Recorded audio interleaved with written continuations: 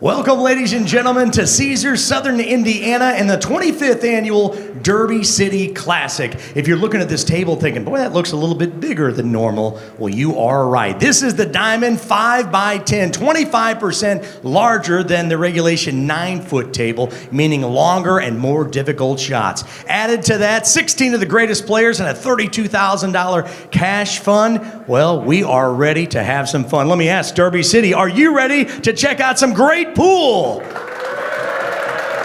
They're definitely ready, and I hope you are at home as well. Let's introduce the players for this next match. We're in round one. First, he is a European 9-ball champion, current Europe #1, sponsored by Jörg Buren and Predator. From Lublin, Poland, make some noise for the Butcher, Mieszko Fortunski. And his opponent needs little introduction, a U.S. Open champion, world 9-ball champion, 6 times Mosconi Cup for Team Europe. He's sponsored by How Tips, Predator, and Andy Cloth, and Apex Tables. From Brunnen, Germany, the killer, Joshua FILLER. They're lagging for the break. Our referee is Mr. Ricky Bryant, and sending it up to the skybox, Mark Wilson and Jeremy Jones. Hello and welcome to the Derby 10-Ball Championship. Today I have my favorite partner to work with, Jeremy Jones. I'm Mark Wilson. Jeremy, talk about our players in this one. Yeah, a couple lefties and a couple ones that do it about as well and naturally as any players out there. Filler, who's arguably always around that #1 spot in the world, it seems like. And Mieszko Fortunski, a guy that's got a huge upside, still looking for one of those really big wins. Roughly around 30 years old now, I believe. Fortunski, maybe 31. 31. Yeah, so still looking for that, again, big win. He's had plenty of wins, Euro Tours and different things, but, you know, he knows he's got to take down guys like Josh to get those victories he wants. Two of the most talented we'll see, though. Super straight shooter for Fortunski, and Filler's even straighter shooter. So it's going to be firepower supreme in this one. Yeah, this one could go by quickly if one player gets going. Of course, alternate break in this race to 10. I watched both players warm up quite a bit. I think the only thing that I saw a little like worry was the break itself from both players. And here we have a dry break to start. Took a little speed off, and I think that's a little bit from what, you know, he had with this practice session prior to this match starting. Had some variety of breaks, and none of them were like so consistent. Do you ever think of first rack of the match, you just don't want to make sure you don't scratch? Yeah. You know, it's kind of like the last time you break, right? But then I used to think, all right, just don't scratch. But then I never hit them how I wanted to whenever I had that kind of negative connotation in my mind, right? So I kind of got away from that for the most part, even though it's very natural to think so, and a miscue that still got a little draw on the cue ball. So maybe a little fortunate there. Now, can he kill this, Mark? Being so close to it, usually the guys can kill the ball. I think he can. And running the cue ball here is not going to play that easy either, because you got that 4-ball up there in the cue ball. You have to introduce side spin. I'm sure he can do it. I thought he might could draw underneath it, but what's the point? You're going to get straight on the 3 then, and then hard to get on the 4. So probably comes above this just a little bit like that. Now, Josh, what I like about Josh is he never forces it unless it absolutely has to happen or has to be. And he doesn't mind playing behind the ball a lot, whatever kind of makes sense to him. Probably the greatest stunner of the ball I've ever seen in my life. And I think he does it so well because it's almost always kind of like a light stun. He never really has a heavy one, it seems.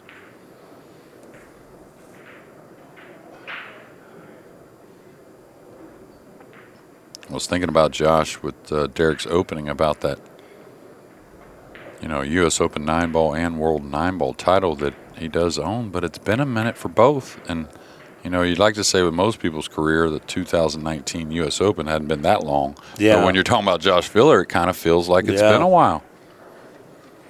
He's a phenomenal talent that I haven't seen very many in my 50 years of watching this. Shaw would be one. Jason Shaw, but the rest of it, most of them don't have that little extra supreme firepower. And it's when you see the special ones, they're always usually a little unique, like something you may not teach exactly or say is the absolute best way to do things, but you see it in all sports really. And Josh is definitely a little unique. Always has his head over the cue kind of funny. He uses different heights of bridges on certain shots that I don't see the other players do. And he makes it all work perfectly. I'm not saying it's wrong at all. I'm just saying it's unique is right. Yeah, and I'm a big fan of that. Bridge lengths and angles of the cue and stuff like that. Instead of changing your stroke so much, you can alter shots a lot with little things like tip position and angle of the cue and of course speed. Speed control can really change the shot as well. I always think of how refreshing it must be to go out there and just say, oh, long no problem. It's like a 7-foot valley to me. Yeah. Well, I'll tell you, it doesn't go without training. I mean, he's a special individual, obviously, but just like SVB, they don't, there's not any that put any more quality time away from competing than Josh Filler. Yeah. That is the one thing when you see a talent like this, it's easy to think, well, natural ability. And that's really demeaning to how much effort they put in to make it look like this. Yeah. And I always say it to people, there's a way you can play to where you rely on your talent, and it's great to have, but you don't want to rely on it. But when you put in the practice, now your talent really comes, rises to the top, and you really see what you got. Yeah. I'm trying to remember who told me this, but it was talking about Filler. And he said he had a table with 4-inch pockets, and he practices every day, and he likes his preference is straight pool. And the guy said, oh, okay. He says, yeah, I try to run 200 balls a day on 4-inch pockets now. Yeah. And the guy says, oh, really? He says, how often you do that? Every day. Yeah. That's what he starts his practice with, I How believe. much fun would that be? I just run 200 a day on 4-inch pockets. Yeah, I've heard that from quite a few, and which I did I think it was the last Make It Happen when they had the straight pool and the 8-ball and the 10-ball, I believe it was, and Josh was in there, and you could see his instincts on the straight pool were just incredible. There were some straight pool fanatics, of course, and guys that knew the game really well, but commenting that he needs to learn a few things still, but I loved what I saw with his straight pool game. Yeah. Now, this is interesting. The 8 and 10 are lodged up there weird, and the Accu-Rack is still on the table. That could ultimately, I guess they're going to leave it there for the time being.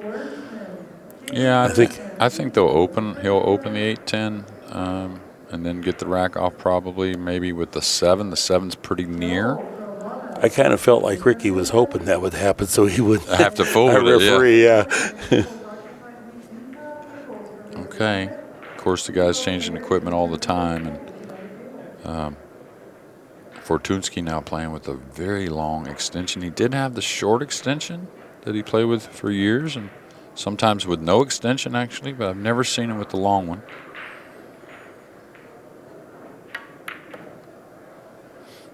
He's a powerfully built man, and he has effortless spin volume on his ball when he shoots. One of the most athletic at the table, in my opinion, looking players.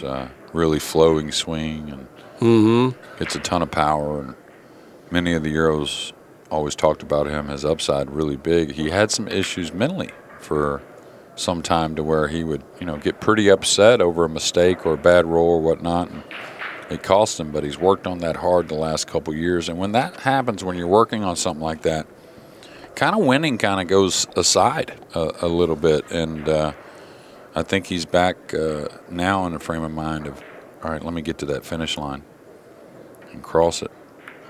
He tried to tickle the 8-ball away from the 10 there momentarily, but it didn't quite pan out. Yeah, he's got to make a decision here. Does he go one rail into the back of the 10? He's got to be pretty accurate there because he could get snookered if he hits the wrong side of the 10. Or does he just lay up the angle on the 7 to go into the 8 is pretty secure? Yeah, I think he's going to go 7 to the 8 because you can still protect yourself with that one. No, he was trying to do it right there. Okay. Oh, boy. Now Ricky's going to have to deal with this. Well, maybe not. I wouldn't mess with it unless the player asked, I think. So. Let the players ask. So he's going to have to mark the cue ball from the bottom side, just like that. Yeah. Now he'll clarify there is a clean shot, and he does have a bank on the 7. Yeah, there you go, Ricky. Now you're good. We all know how delicate pull is, and it's pretty delicate what he's doing at the moment.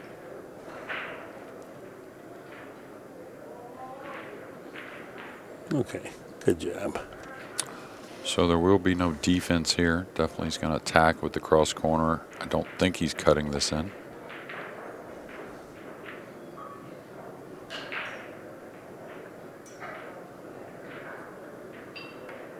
Oh, he is cutting it. Camera fooled me there, Mark.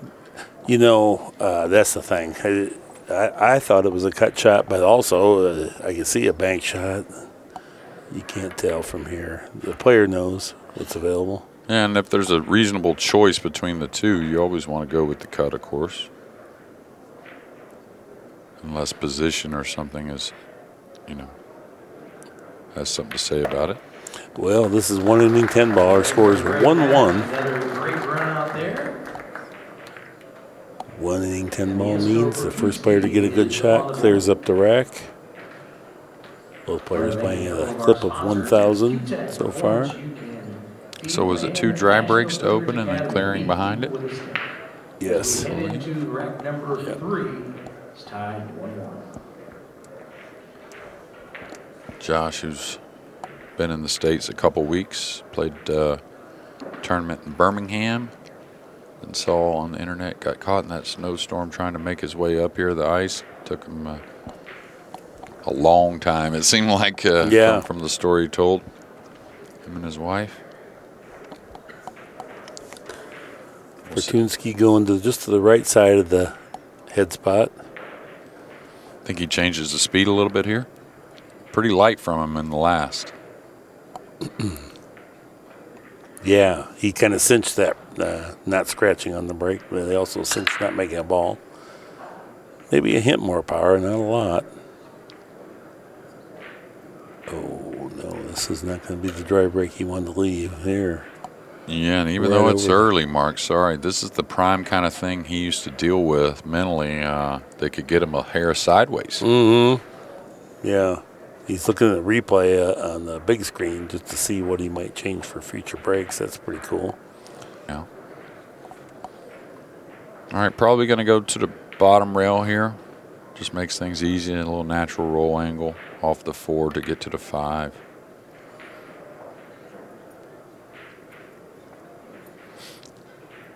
Now he can just open this up with a little spin, maybe pinch it a touch to play for the 5 in the side, like that.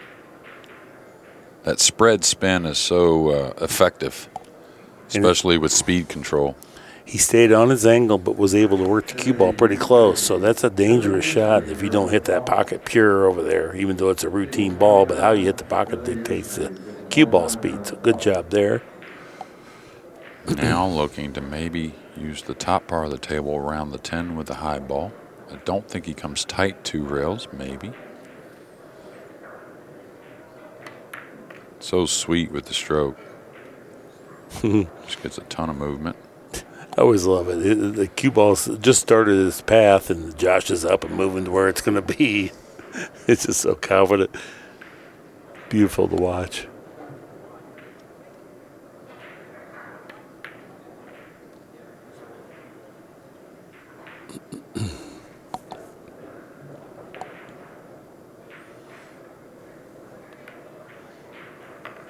The last match gave us a look at when the balls don't cooperate, which we're so spoiled always seeing nothing but perfection, but they fought. But this match, it's going to be, we'll be 4 innings in, and the score will be 2-1, so a little bit different pace. That's another shot that the 10-footer really opens up, just being able to hold the ball off that angle, that little more space. Helps a lot, and now 3 dry breaks but 3 runs. Nice out there from Josh. Very cool. Regains the lead 2-1. More people filtering in the stands. Tournament bracket yet. Boy, it's a good one. Next matchup at 7 o'clock. Fedor Gorst. I love it that Fortunski's countryman sits side behind him, sideline, and it's Who we got? Zelinsky and Yasheshin here. Man, 3 killers. Now, I know Yujishin is in the Bigfoot. Did Zelinsky get in? Yes, He did. Yeah, Okay. yeah, he plays there too. Yeah. Round 1, Max Adams and Roberto Gomez. Tall man, Zelinsky. Should set up well for the 10-footer. He's got to back the cue ball up just a touch. There it is.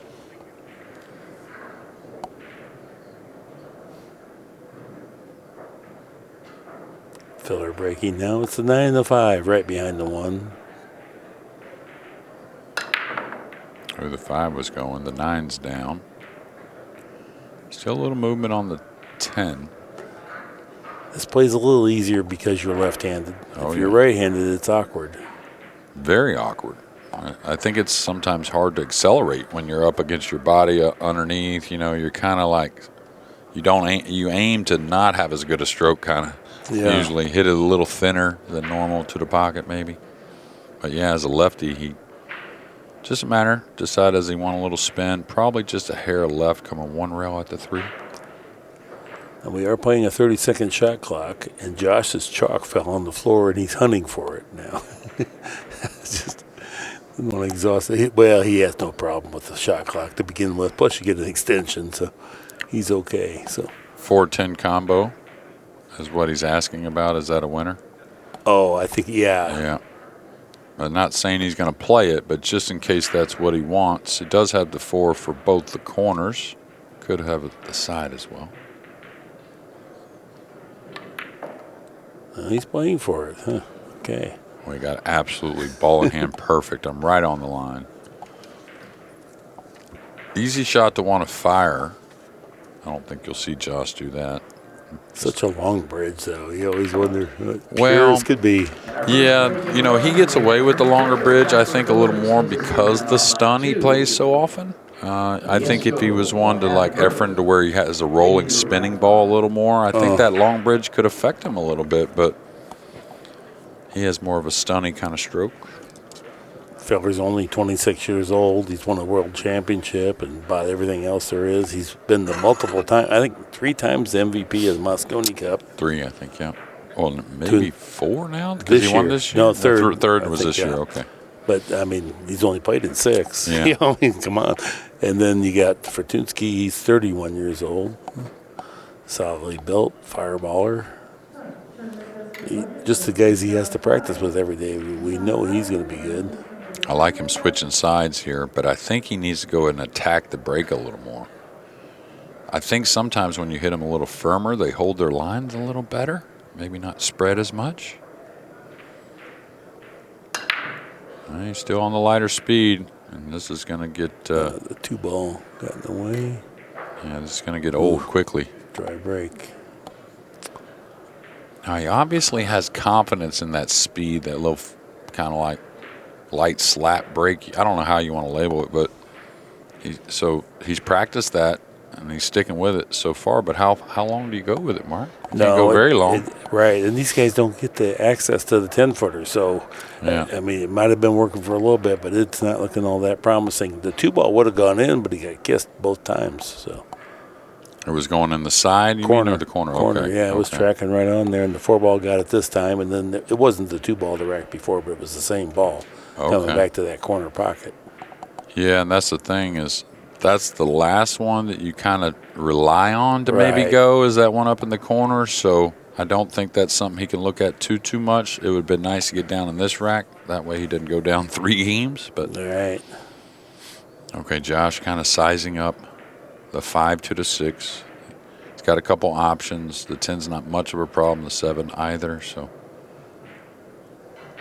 looking at where he wants to get on the 4 to get to the 5. Maybe a hair of inside here to drop a little bit below the 4 like that. I like his initial look. He can come out to the center. There's nothing wrong with that. But if he's pretty comfortable just laying up on the short side here, yeah, like this, right? He's just going to be naturally to come draw by the 7, and this is Perfect really angle. routine. Yeah. Yeah, perfect angle here for Filler. He wants to. He knows he can get position. He just want to take a look at the angle. He would like to make sure the cue ball's off the cushion, so he doesn't have to deal with that. Get to the bottom of the cue ball once he hits this. Looking at going 1 or 2 rails. Yeah, one thing I was told to do when I was a little younger, and I didn't do enough of it, I don't think, but it's got a lot of value, is try practicing where you never pass position. Meaning, like there, he shot the 4, right? He got to the first place for position, and just see how well you'll do. Now, there's places you usually want to go, but just try that for a little while, a couple hours here and there. You'd be amazed at how well you build a lot of confidence as well. Learn a little bit. No, that's a good idea. Yeah. Well, Buddy Hall always said that anyways, but, in a crucial spot, never pass position to get better position, but just try practicing entire rack that way. Don't play position when you have position. Exactly, Mark. yeah. That's how he told me. Yeah, there you go. He meant stop your ball. I'm getting off angle because I'm getting closer trying to. Yeah, improve the shot a little bit. All right, Filler. Been really flawless. So is Fortunski besides the break, really.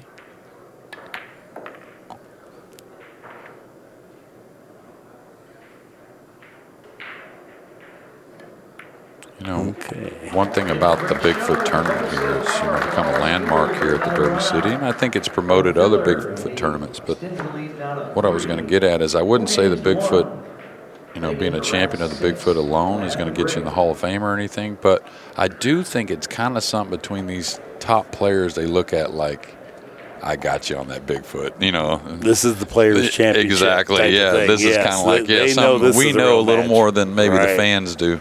Right. It's always been my very favorite event. Yeah. I always look forward to this.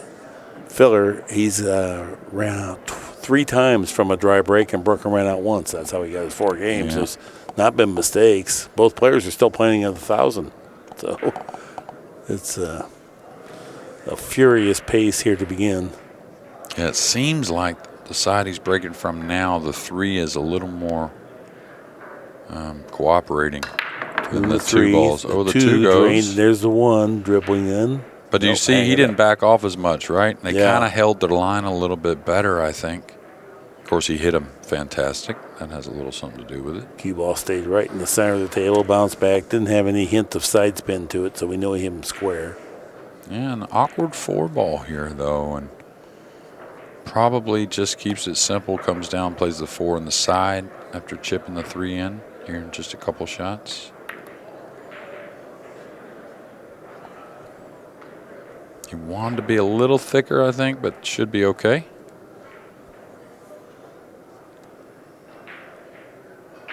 I don't think it's that easy to hold it. Or you have to have really good speed. Well, really don't mind if you can cut it and cheat the pocket a little bit. Go to the low rail with like a straight draw and fall a little underneath the 4. That's kind of what I see. But he might be is he pushing the 5 here? I wouldn't think so, but yes, he is. Oh. He was trying to hit the top of the 5 to go off of it to get better on the 4 on the side. He's going to have to be a shot maker here. Yeah. I don't mind him leveling out and cutting this ball in, to be honest. I feel like he makes it. Gets above the 7 a couple rails. Look where he's pointing his tip, like the cue ball could get there just past the 7. Cross corner, huh? No, I think he's looking cross corner. Oh, my. That's why he looked at the cue ball there. Maybe a couple of options at safety.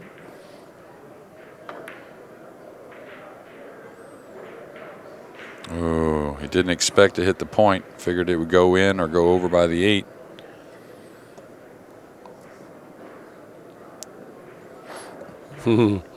He was going for the killing blow right there, right? Rather than just cut it in or duck. I understand not ducking there, playing the bank. But I thought he should cut it in. Yeah, you just don't feel like he's going to miss with the cut shot. I think that little variable of the rail gives him a chance of missing that bank. In the cut, you know you're not going to probably come out perfect position, but also you're not going to leave Fortunski this type of opportunity to kind of get back in his momentum. Yeah, and it's a must. I hate to say this early, but I feel it's a must he gets out here.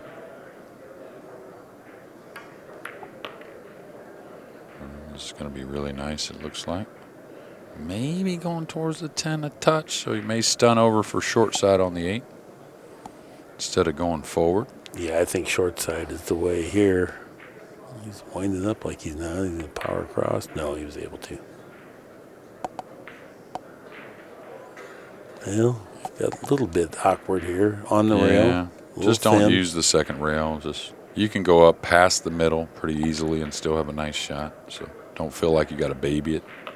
Oh, he was able to control that easily.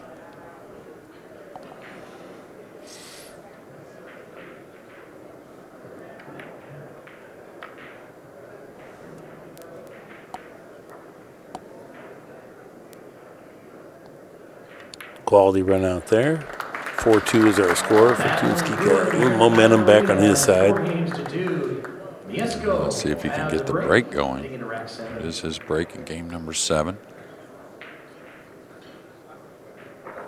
Big feature one, of course, they're all features in the Bigfoot. That's the beauty of the event. Could be a final in that first round, but the next one is, I think, for day one, what everyone's looking at. Feder Gorst against eagle-eyed Jason Shaw. In just the last couple years, maybe even a year, it's turned into a real kind of rivalry matchup. That'd be logical. Those two are going to be towards the end of most any event. Well, I think, Shaw dominated Turning Stone, it seemed like, the last 5-6 years, and now Federer's come in and won the last 2, beating Shaw in the final. They used to talk him the Jason Shaw benefit event. He'd laugh. I think he's got to unload here. All right, still playing that little slappy kind of break with just the right hand or the backhand. He's got the 1 down, the 2 down. Got a shot on the 3 this time. He's got a great one, and I'll tell you, they're all on that side of the table for the most part besides the 9.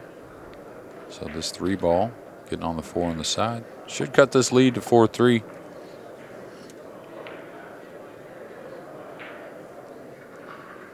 See a bunch of my St. Louis crew here.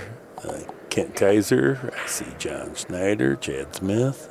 What's he looking at doing here? He was looking at the 10. Is he drawing off the 10? I thought Looks he could like go it. forward and get around this. No? Yeah, you can get in trouble drawing off the 10. You can also win with the 10, but if you go forward, then you can't really get yourself in a bad way. You have to call the 10, though? No call no, 10. Just no 10 on the break. Is that what it is? Correct. Okay. Right. It spots immediately. Yeah. Okay. The 10 doesn't win on the break, but it would win here if he was able to billiard this in. But you can get in trouble going off this. Yeah, I like this better. Even if you shave the 10 a little, go forward. Look how open. Oh, my. He was split-minded and didn't commit, and then now he has to pay the ultimate price here. I think the 3 does pass. Yeah, leaving Filler a shot with an open layout here where he can, and then the psychological damage it does when you could have made a different choice there. Here's a good look at it. Watch the tip. Well, he just missed it. He was playing that with inside spin. I see. Yeah. Okay. Well, the one was he thought about the other way the whole time, and then last second he just, let me do this. And didn't commit. Yeah. Well, this is tight. If Filler's spending this much time on it, that's a half a pocket type of a shot. Filler wants to bring the pain here, so does not want to give up an unforced error here and let the match go 4-3 from this shot. Yeah, I initially thought it was definitely playable. Type of shot you wouldn't want to have to put draw, more of just to stop your ball, but he didn't. He did put draw. It did cost him.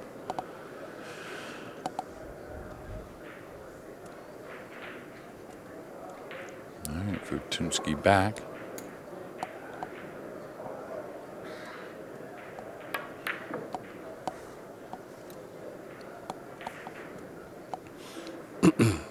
This doesn't play too bad. The 6 and the 7 along the long rail there. If you get fairly straight on the 6, that's good. The 8, easy to get on. The only issue is if you get a little funny angle on the 8, then it could be dealing with the 10 to get to the 9. But if you get the cue ball towards the middle of the table on that 8, everything plays great.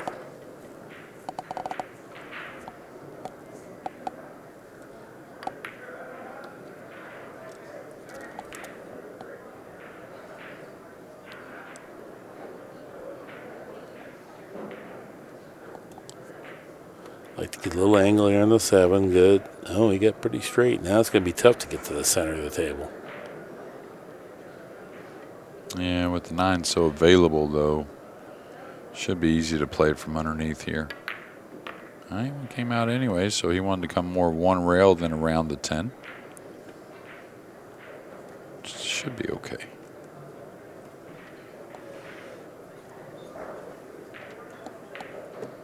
It's amazing, our sport. You know, I've been around some other athletes, and obviously they're not lazy. I mean, they're, you know, just like our great players here in pool, but I don't know if any of them would put up with 10 days of how much pool, you know, in their respective sport. They'd be like, oh, that's too much for me. Where, no.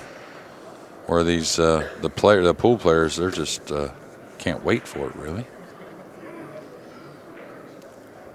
Well, we don't get to compete as often as other competitions that exist. So I feel like it's almost more now the way pool is taking off. I mean, if you're willing to really put in the time. Oh, you know, finally you can play all the time. Yeah. You know, that never used to be the case for many, many years. It was usually just the fall and winter kind of heavy tournaments, but now it's just globally year-round.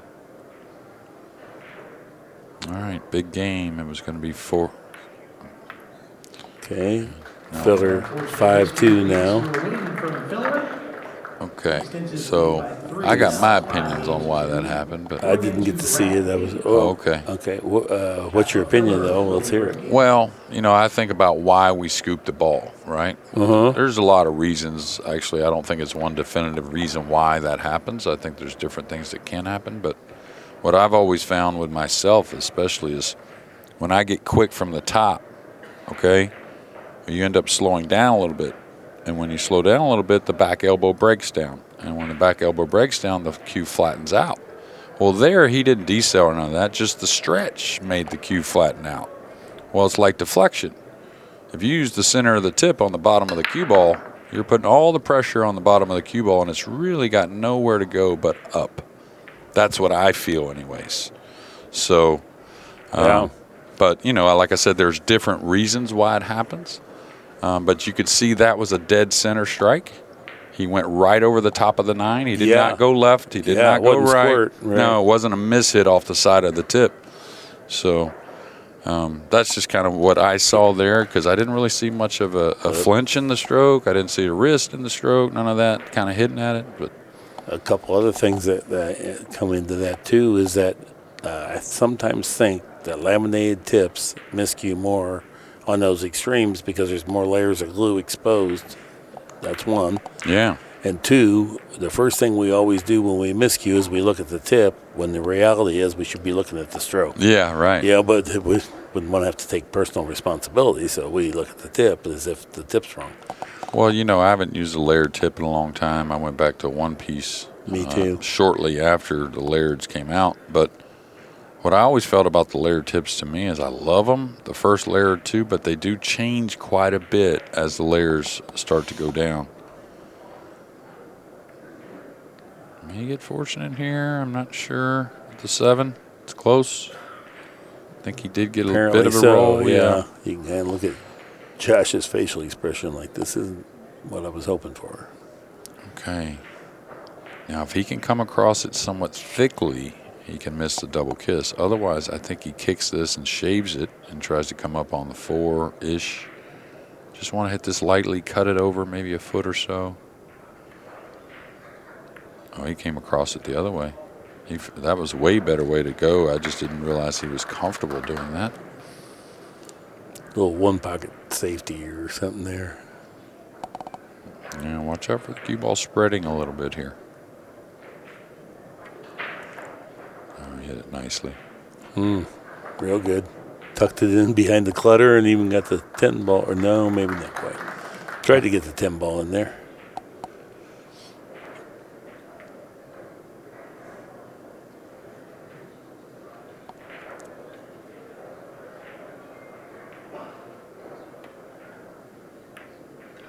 So good at that. What a powerful shot, too. He may not get there, but still he's usually really good at it. Well, he didn't lose the game with that shot for sure, and that's the first step of safety. It's not to win, but to get yourself back to the table one more time. Yeah, especially awkward safeties. If you could just think like that, like, hey, I might not get everything out of this, but let me get back to the table with what I'm doing here. Super thin this ball. Try to tuck it in behind the 4. How do you do? It looks pretty good. Looks real good.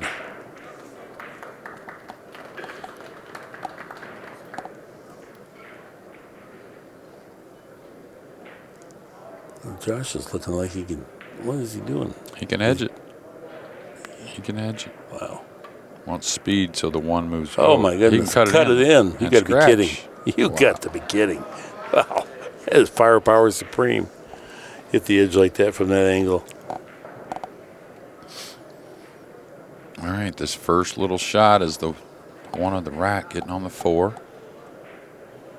You can't just get it on it one way or another. You have to be able to hold for the 6 as well. So, Yeah, that's why he's looking at where over by the side pocket where he was standing.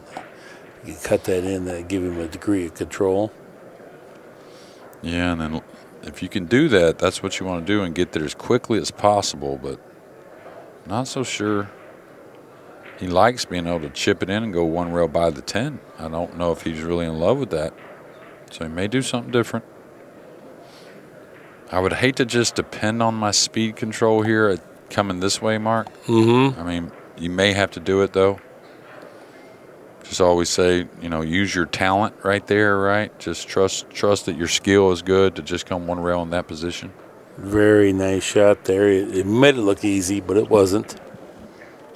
No, especially when he's had some struggles. Dry breaks, miscue.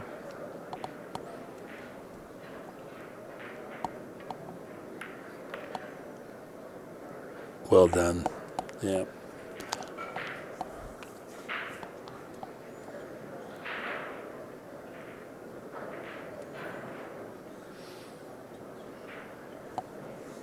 The hardest thing in pool, I think, or one of them anyways, and it's so important, is to be able to play stress-free. You want to focus and you want to be working out there, but you don't want to be stressing. And it's a hard combination to get down, and you can't get it down every day. That's the thing about it. Even the ones that do it the best, it seems like they're just out there playing and enjoying it. They still have days to where it's a struggle. Nice shot there. Beautiful. It's close enough to hold. He may just draw 1 rail back. He was stretched out there. Yeah, I was too. I was wondering if he's thinking, this is when I miscued last time. Yeah, right on the 8. Or maybe it was the 7, but it was the ball before the 9, and now back on the board. And we'll be breaking in game number 9. Big game there. Big game there from Fortunski. 5-3. Back within 2. 5 games to 3. Mieszko will have the break. Glad to have you alongside here, Adam Granatelli. One of our faithful viewers, loves pool, plays great. Looking down, I see great player Jeffron Mendez here, checking it out. It was interesting. Fortunski has a higher TPA at the moment. It's those dry breaks that has gotten him this deficit. Right. So, dead center of the table and just smash him maybe. He's going to go off to the side a little bit. But dead center, you can, I do that sometimes with 10 ball if I'm struggling because you get a little more action on both of those balls behind, I think. But then that brings both side pocket scratches in. Absolutely. Which we're room together. I got to pick your brain on that one too. All right. Again, to me, that little slap break with the hand is a real simple one, not trying to get a lot of speed, has not done the job. And we're maybe going to see a nice little masse right here. Mm-hmm. That this is set up kind of perfect, not only for the situation, but also he's really close to it, hard to miss. Oh, he's got enough angle to go to the rail. I thought he was straighter.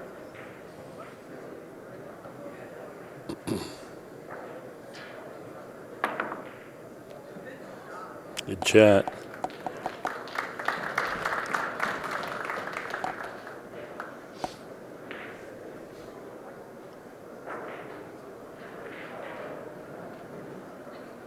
Now, the speed was just a hint off, so he's got a pretty thin cut. I don't think he can hold it.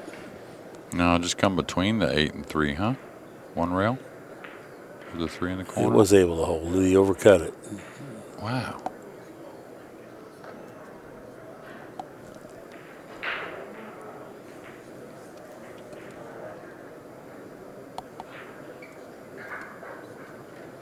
This should set up nicely to get on the rail first for the 3 in the side. Side by the 8 ball. Give him an angle to get down on the 4.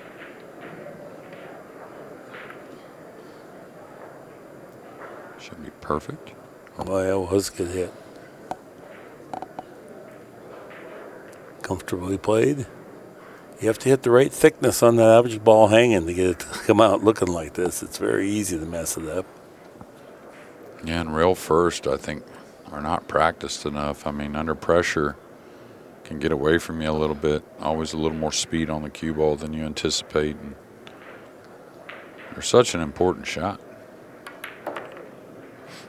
And if you know him, like Efren, he used to play a lot of shots rail first when it wasn't even necessary, just because he was very secure in his speed control, and he felt like, you know, the stroke would hold up pretty easily playing the rail first. Heard he might be coming back over to the States. I was so hoping this year that he'd be here. I imagine he would have been here by now if I. Yeah, I heard maybe April, May, June. Maybe he'll come over. Oh, I for meant a for little this tour. event. Yeah, I'm for sorry. this event. Okay, yeah, but no, that'd be great. Get him back. well, you know, just like here in the States, more going on in Asia than there has been in a long time, and so I'm sure that's keeping him pretty busy over there, or as busy as he wants to be. Well, that's not an easy trip to get over here Yeah. for him. It'd be different if you're in the top 5 guys that you're really going to score serious revenue, you know, but it's a lot tougher when you got to go 20 hours each way. And then You know, he loves that one pocket though. he just loves pool anyway, no matter what. He's like Jersey Red. You tell me your best game, I'll make it mine. Yeah. Yeah. All right, got a little straight here. May have to force it a touch. You could see he didn't like it as he was walking by. He just crept it out there. Smart shot. So Fortunski hovering around 9:30 at the moment.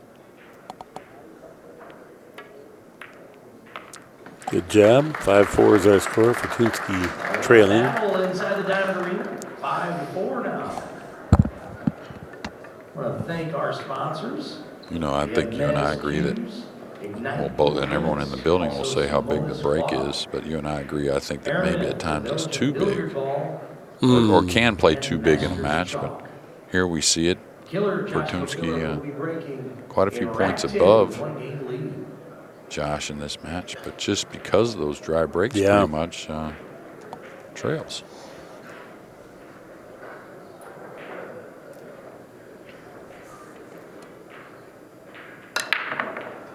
Tell you, the break is one reason why my favorite game is 15-ball rotation, because the break doesn't mean much in that, but your actual billiards play, like combinations, caroms, kick, safety, you know, that Position. huge. Making spot shots frequently, you know, pretty cool.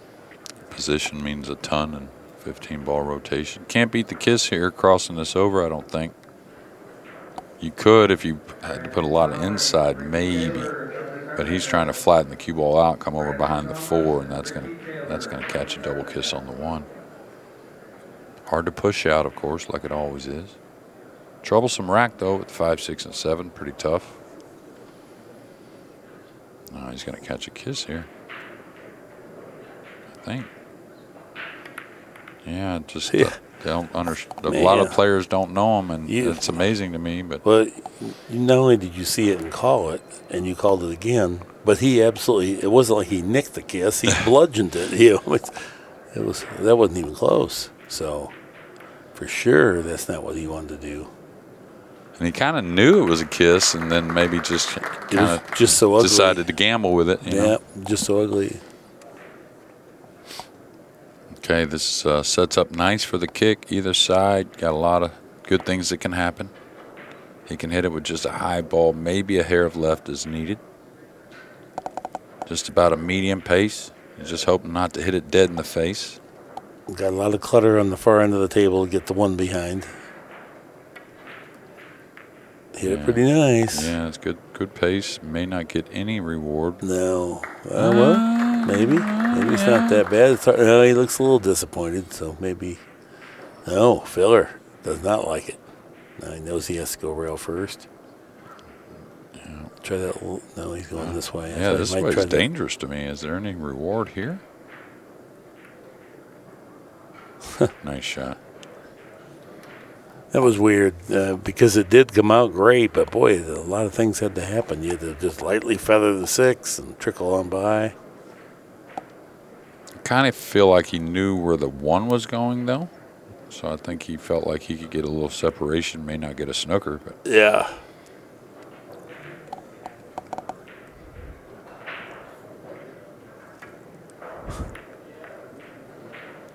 he's taking care of the 2-ball problem. That was a little bit of insurance there for Fortunski, but knocked that open, and now has left a shot on the 1. The 5-6 is developed. So Josh knocking this 1 and taking a long 2 should get a run started. Not an easy shot here on the side. Oh, good. Sure he's glad he's passed that one. Well, I don't know if the 3 passes the 4. It's tight. Can he hold the ball here? Right. Yeah, it doesn't look like the 3-4 is that much of a bargain, so he'd like to hold it if he could. Yeah, straight low here is what holds it the best. You can add a hair of outside if you want, but straight low seems to grab it a little quicker. Yeah, that's effective backspin there to bend that cue ball. That's what takes that pace out of that mass. If you hit it up a little bit higher, then it wants to slide on you, so you really have to dig in. Yeah, and what happens is as it starts to go left, it comes backwards, so they work against each other a little bit, and that causes the kill. Yeah, that little arc in the cue ball as it draws off of there gobbles up a ton of the momentum out of the mass. All right, nice getting a little angle to come 1 rail over back towards the center.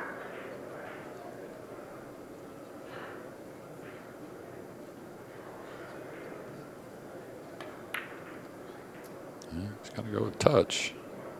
It's okay. It's just a reach now, even for us. We're going to have a hard time reaching this from the end rail, so the bridge is probably going to be used. For sure, the extension. If he uses the extension, the bridge hand's going to have to be near the joint in the cue.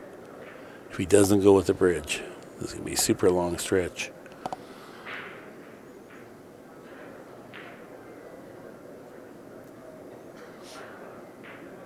Is he trying to go around the 9 too? No. I don't think so. Oh, he is. He did. Great shot. How's his speed? Good.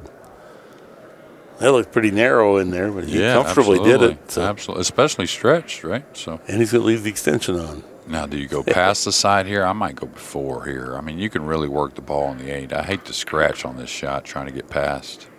Ooh, he did fine. Still didn't get much better, though. You know what I mean? Like, yeah, he really didn't get the angle to get down there unless he can pop it here. Exactly, because to get past the side, you can't put too much speed, right? Oh, he had the other angle, so look at that. He thumped it into the side, 3-4 cushions around, fell on the angle nice. Good shot. Yeah, just roll this with a hair of right. No reason to draw the ball. Just let it open up a little bit.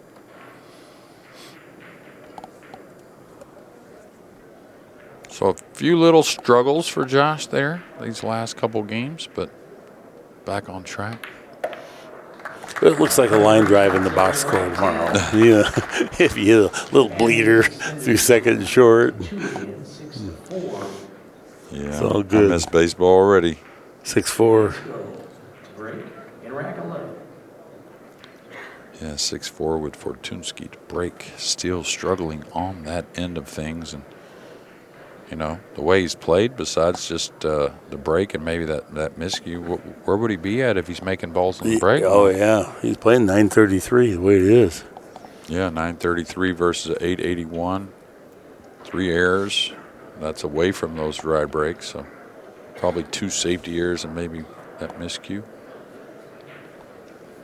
I think he's just got to smash him. I mean, I really do. He's got to take a chance at least once. I would at least like to shift sides and get, if I was still even. Well, he broke from the left the first game, and then he went over. But he's got the firm break, too. It's not like it's not in his arsenal. He's got that.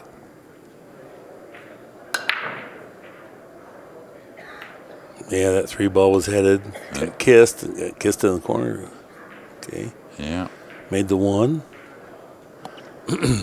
Little on top of the 2. We'll see, does the 4 pass the 10 to where he can play a high ball on the side and come down table? Maybe for the 4 on the side. Now, right here, Mark, if I feel good and the angle is to go into the 9, I go ahead and play this with a high ball, go into the 9 or towards the 9 for the 4 on the side because the 5's very available.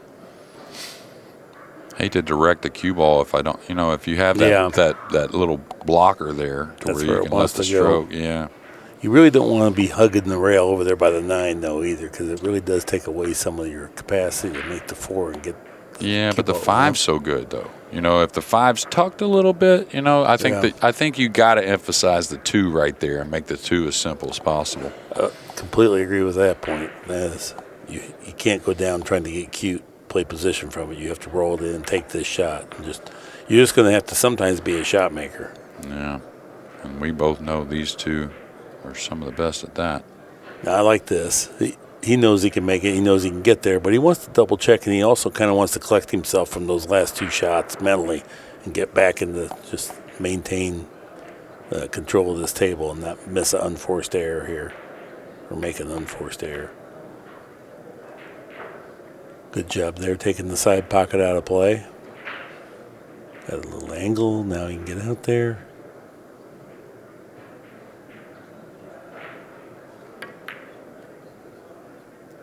He just got a beautiful stroke. I mean, like I said before, just very athletic at the table. And he let up just a little bit, though, and he got just a hint the wrong angle, which makes this rest of this play. If he'd gone back another 6 inches, he's golden. Well, if you looked at it, I hate to beat a dead horse, right? But he didn't pause at the cue ball, and he normally does. So he normally is a player that does have that subtle hesitation before the last stroke.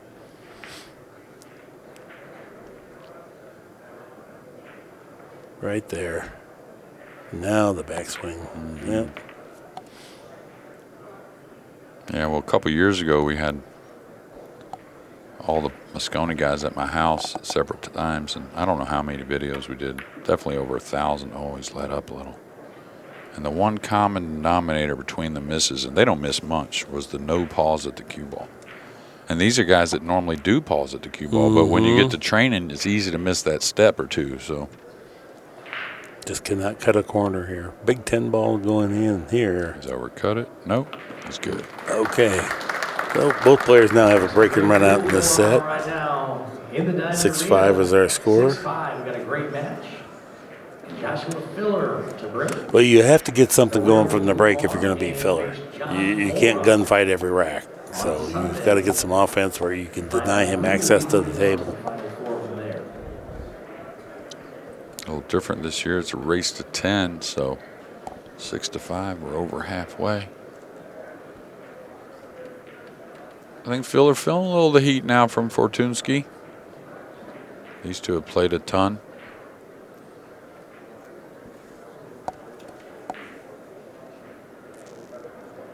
Two and the 3 in the corners. The 4 and the 6, the balls they play in the side. 6 balls tracking. Dropped in there. Is he going to get a good shot on the 1? Appears so. Wide open layout here. Yeah, and if you just change one ball, switch two, take one ball and switch it with another ball, the rack becomes, you could make it very difficult, but the way these lay, the 4's near the 5, which is a little funny, but since those two are near each other, it shouldn't be a problem. Got a great shot on the 1, the 2, 3. Yeah, it feels like the only potential hiccup here is going to be, what has he done here? That 2 goes by there? Okay, yeah, I guess it goes to the side. He surely does. But from here. Yeah, I think he wanted to get straight, though, where he could play the 3 in the corner. So, but now he's just got to fall down with a little touch is all. He can afford being over the 9 and 10 a little bit with the 3 so near. Now just that light stun that he loves.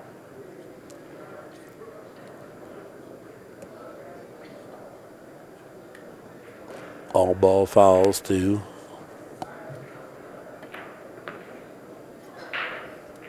There you go. Light stun. Perfect. Beautiful. Yeah, and I can't ever recall. I know a lot of players through the years, of course, that are good at the stun, but I don't think anyone's even close to as good as Filler is. I think. No, he has that uncanny ability to just feel it. You know, I mean, it's like left-handed players always have that little extra smoothness, and they also have a little more feel for the sport. Mizrak had it. You got Thomas Engert, Siegel. Oh, there's a lot of great lefties. Yeah. Modern day Shaw and Filler. Unbelievable. Okay, just trying to get nice and heavy here. Boy, he did a good job on that. If you come up short there and have to come around 3 rails, that's a treacherous position play for where he got the cue ball now. He's going to always be going at the target zone.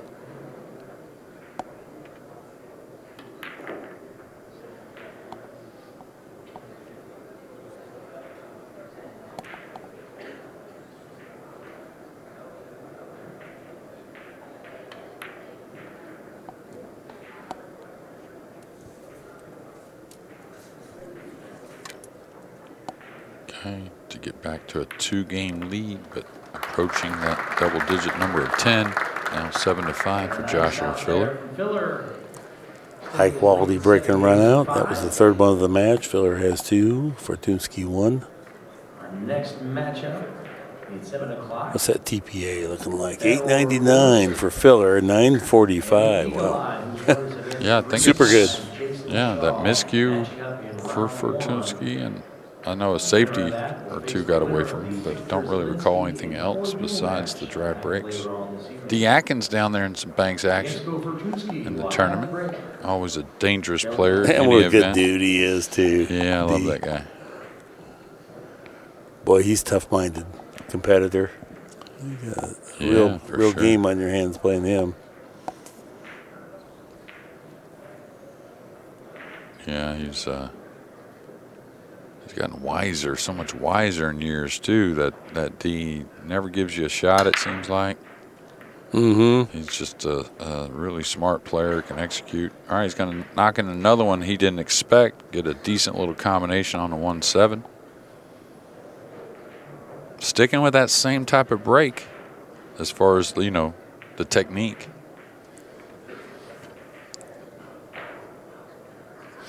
Just holding the ball here, wants a little angle. Keep the cue ball off the rail. That's one of the big ones here on these types of shots. You can always recover.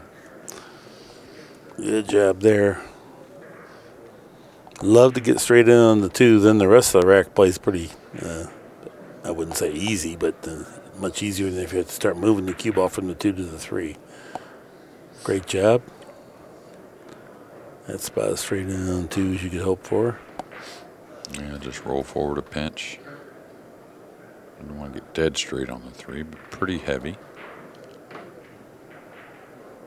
I'd like to have a little more angle. A little more angle, you're right. He went 6 inches, or maybe 8 inches, and he only wanted to go 2. Yeah, and mainly not for the 4, but holding for the 6 off the 4. That's the main reason for getting this angle, so you're not on the rail here. Oh, boy. This got weird. Is he going to go around it 3 rails? Is it enough angle to do that, or is he just drop by it for the 6 on the opposite side, probably? Yeah, I think the most conservative approach, when you whack this in the side and then you got a long travel to get onto and it's a pretty narrow window coming around the 3 rails to go. So I think the side pocket's going to be the answer. Normally the mistake, if he does play the side, is the under hit here versus the over hit. He's going around. Okay, he committed to it. Now he's going to he overcut the 4 apiece. That was the problem there. Now everything got tough. He's got to regroup here.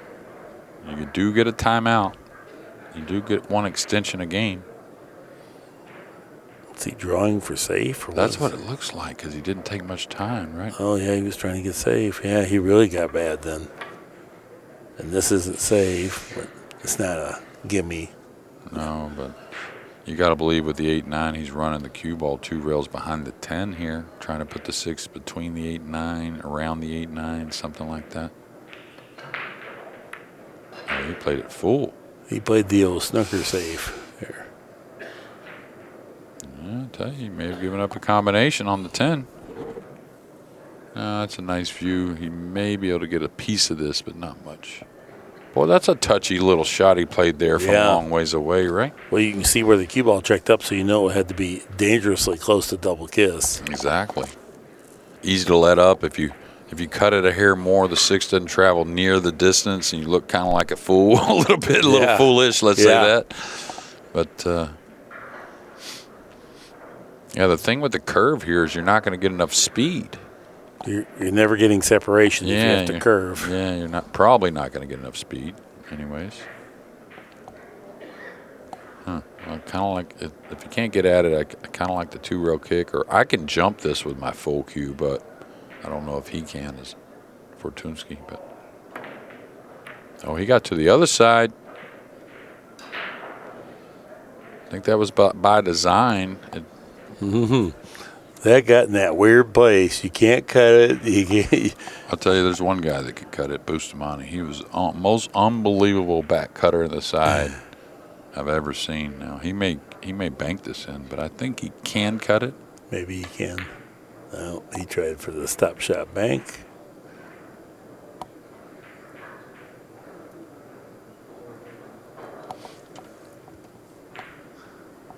Well, he's got a super tough cut. Yeah, this is where the stroke makes a big difference. And if he commits, gets through the ball, I think he's got a pretty friendly pocket on this 6 ball here. It can rub a little bit of the rail. Not that much, though.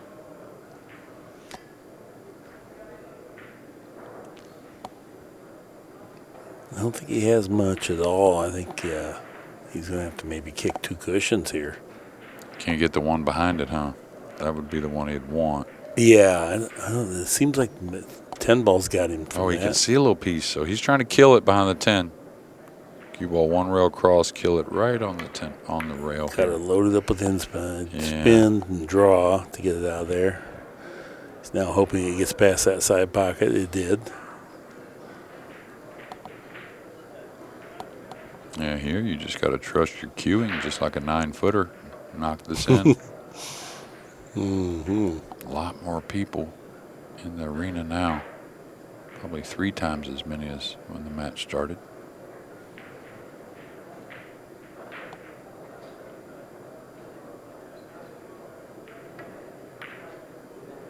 Beauty. Boy, pure. Yep, even Josh is tapping his leg, acknowledging super good shot. These guys are playing at a really nice pace. We've started a little bit behind at about 3:40. I'm going just an hour and 3 minutes, and we're about to have 13 games wrapped up on here on this Bigfoot. That's hard to do, especially with the break not cooperating that much.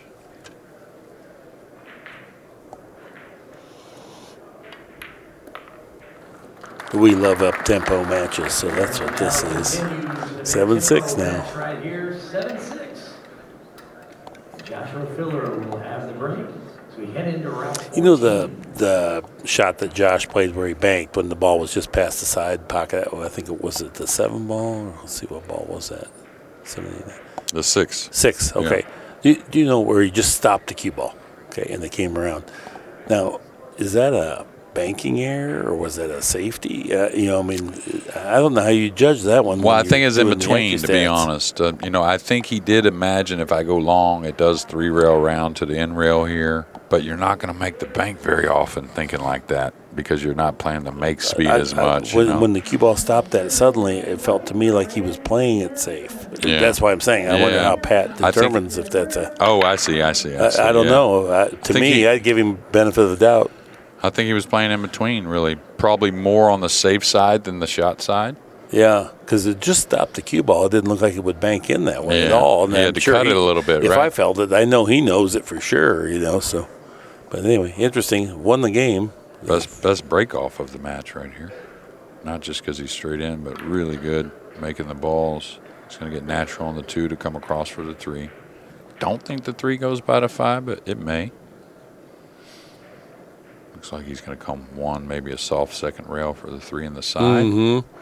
The visual distraction, if you have part of a pocket between the 5 and the 7 to shoot that 3, it's better to get across the table. There's just like a little element that, even though there's enough room, it still is annoying or something to it. Eesh. This is the difference in the 10-footer, falling on the rail, now having to work the cue ball between a few balls. No, the 10-footer makes no difference if you're on angle, or very little. You get a hint off angle, that 10-footer takes a toll. Especially when the cue ball's on the rail. Rolling. He seemed happy with it. Yes, he is. Now, as he pull this 3 rails, sometimes I don't mind pulling this if I'm a little uneasy going across, like with such an open table. Yeah. I think he can roll it. Oh, he could catch the second rail too, so that's good.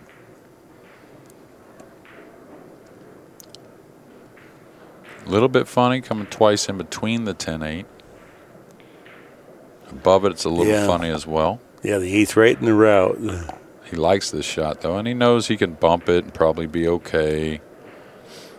Now he's stretched. And I think he will have to use it. Well, maybe not. He didn't use the bridge last time. Oh, he's going to have to use the bridge this time. Well, last time, remember I said he's going to have his bridge hand by the joint. Yeah. And he did, but now he's got to power up a little bit.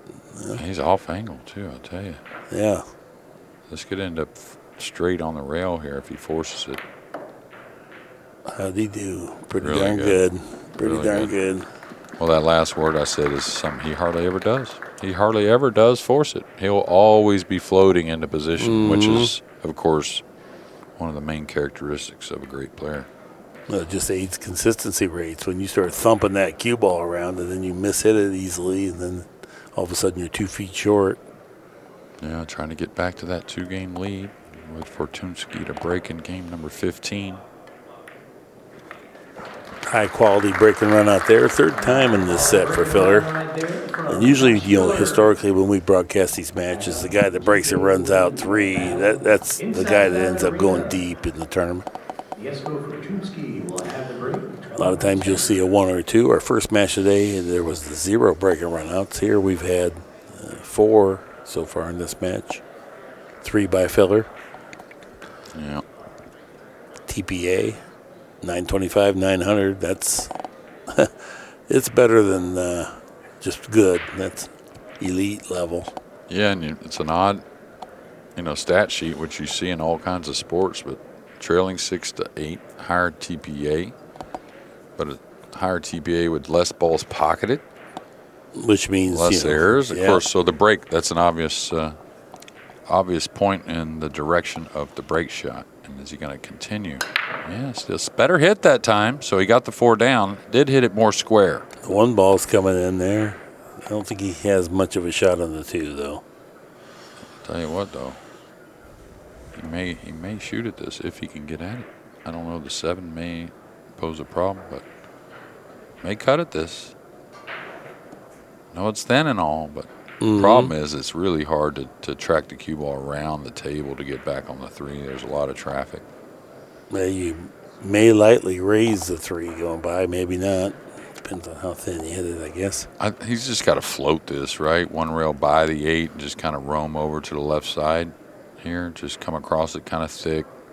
Oh, yeah. You're saying safety. Yeah, yes, try and use the 3-8 and just let it roam up, a little past the spot. Well, he played the cut. He got it. Give him a shot. After that great shot, he got one. Yes, he does. Now, he had another super tough, challenging shot.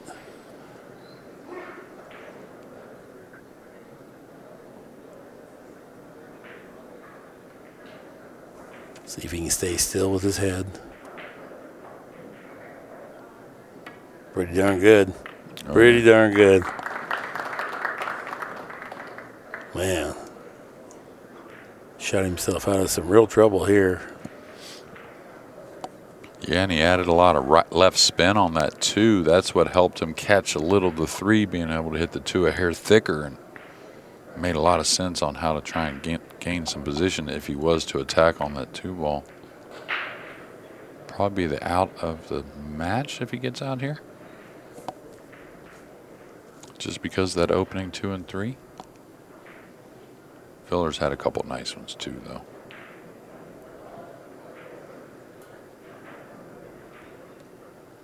Don't have to use the second rail here. It's up to you. Preference. End up quite a bit short trying to get to that second rail, though. Yeah, probably if you hit it harder, it takes longer to get to the second rail. Maybe it was kind of one of those in-between deals. Yeah. After such a good series of shots, I'd like to see him complete this break and run. Should be able to avoid the 8, either low left or straight low. You put the left on it.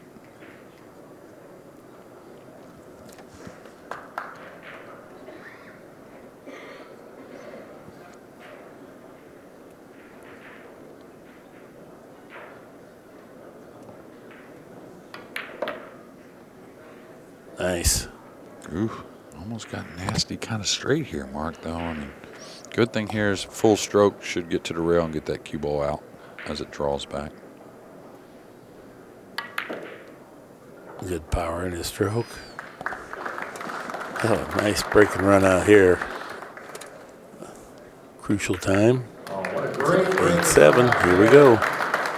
Ladies and gentlemen, that is our 5th break and run out of the match so far. We got And like you said, here we are just over an hour into this match. Filler will have the break, Playing at a chance to go to the hill. a furious pace.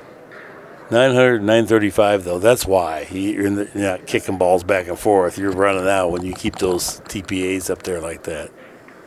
Yeah, I mean, you know, besides just a few here and there, they broke really well for each other and then played even better after breaking for each other. So, yeah, the only difference in the match was the 3 immediate dry breaks by Fortunski. That's really the difference. yeah, and he stayed patient. He knows that, you know, probably after losing a lead, playing alternate break, he's probably going to have to catch him at the end. It's not going to be immediate, you know, comeback kind of thing. Josh didn't hit him anywhere near as well as he has been, but that's how it works. You know, he could have looked like he was scratching for sure. He didn't. Yeah, that one would have. Sorry, Mark. No, go ahead. I was just going to say that's another one of those when you put the cue ball near the side and you do get kissed in. I think that's more of an error on yourself because you put it in that vicinity. Agreed. Good shot there. And you know, we always talk about the bad kiss ins, but sometimes you get kissed out too. Oh, you know, we never mentioned that. You know.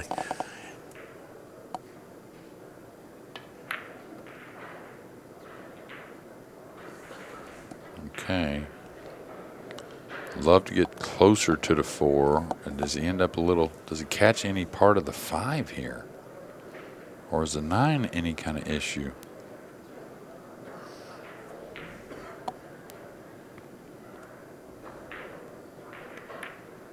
So he's going to take the distance, but now he's got an angle on this ball. He's got to control the speed. A little worry of the 9, not too much, but a little worry.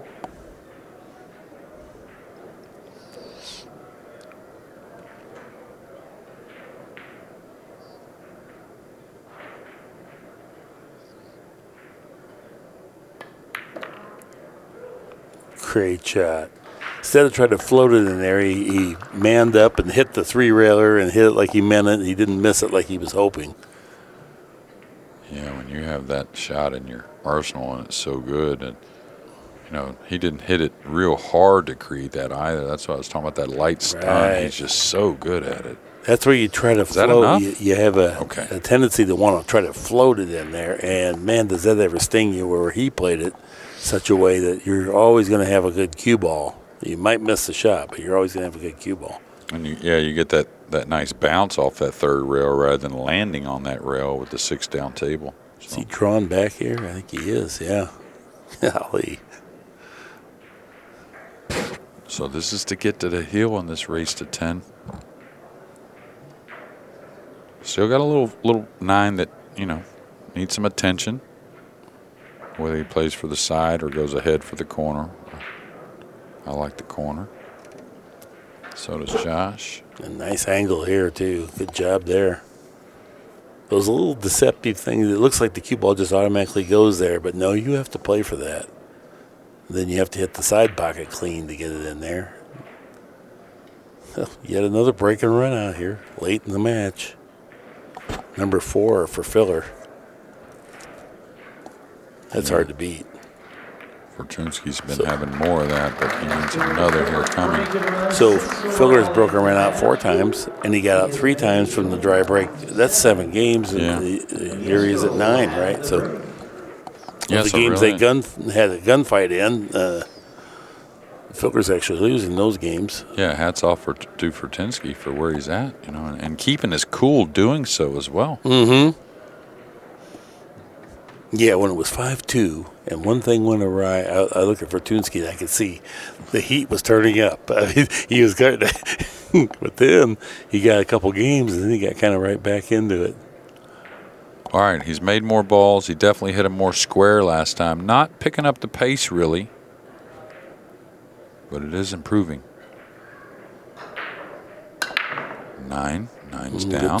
Good square hit. 1's going to have a little run to it, but Hello, not too 1. bad. I think he's okay.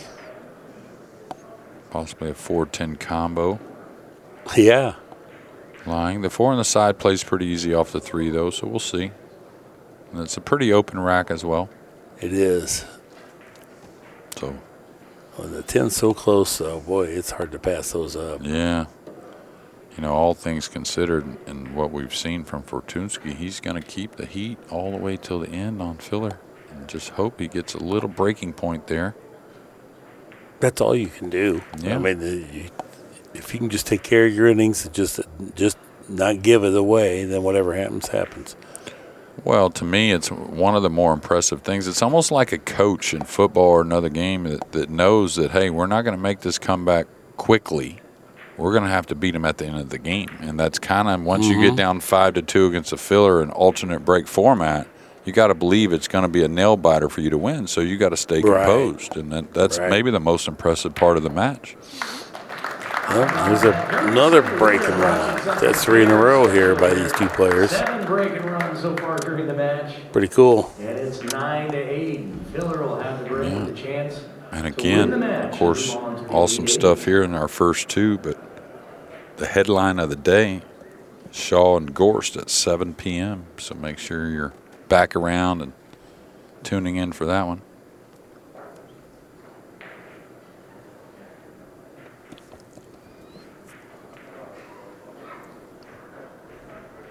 Both players well over 900 now.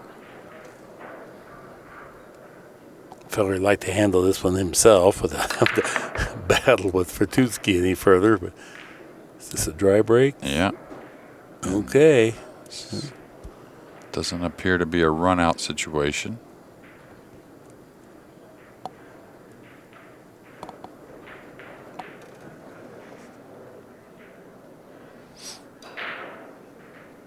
Yeah, and he came across him that time, Mark. Didn't get them balls down like he did the last. We always talk about it. You know, you come across the ball, that's when you'll miss the mark. Like if you're playing with the 1 on the spot, playing 9 ball, you could miss the wing ball a lot of times coming across it. Fortunski wants to just tickle the 1 and go 2 cushions, but I think he should billiard. I think he should go with pace and try to bank the 1 straight down the table and let the cue ball go into the 7. Drawing it, you mean, or following? Yes. No, drawing it. Yeah. Efren might have done that. And the reason I say that is that this is pretty hittable, and then 20% of the time you're getting the backdoor safety. You got the 7's still jammed, right? For later as True well. that. Yeah. True that too. Yeah. Well, he's going to be rewarded. That's not a bad deal. No, and the good thing is the 6 is near for the side. A lot of angles to get at that 7. The 7 may even pass the 9 in the short side corner. I don't think it does, but so big shot here on the 1.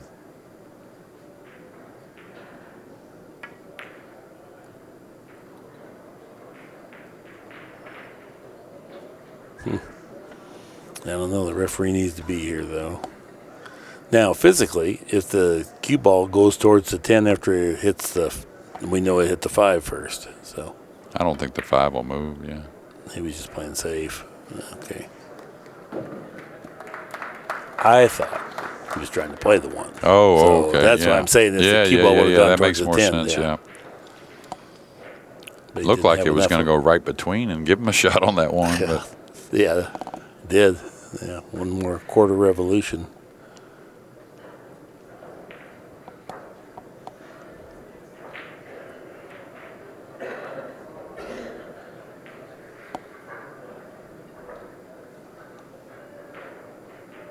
looks like 1 rail at it. 2. He's missed it by a piece, too. And we'll see what Josh wants to do. With the 6 there, I believe he's going to try and run out. Otherwise, he may stick him behind the 8. We'll see, but I think he'll play the 6 on the side here later on to go into that 7-9. There's so many ways angles you can get on the 6 and be okay. And even if you get into trouble, you can still play safe on the 7. You don't have to take all the risk here. You can just work through some balls here. Get the old Pat Fleming pre-planned safety going on.